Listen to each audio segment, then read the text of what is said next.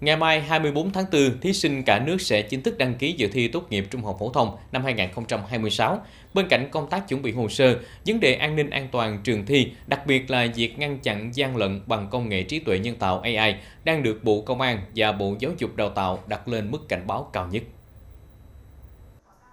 Theo Cục An ninh Chính trị Nội bộ Bộ Công an, tình trạng mua bán thiết bị công nghệ cao đang diễn ra tràn lan với thủ đoạn ngày càng tinh vi. Nếu như năm ngoái đã có trường hợp thí sinh bị khởi tố vì dùng AI gian lận, thì năm nay các thiết bị ghi hình siêu nhỏ có khả năng tự kết nối và giải đề bằng AI. Đây là thách thức lớn đối với công tác giám sát.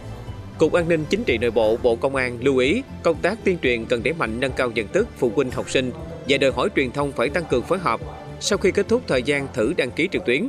từ ngày 24 tháng 4 đến hết ngày 5 tháng 5, thí sinh sẽ chính thức thực hiện việc đăng ký dự thi trên hệ thống quản lý thi của Bộ Giáo dục và Đào tạo.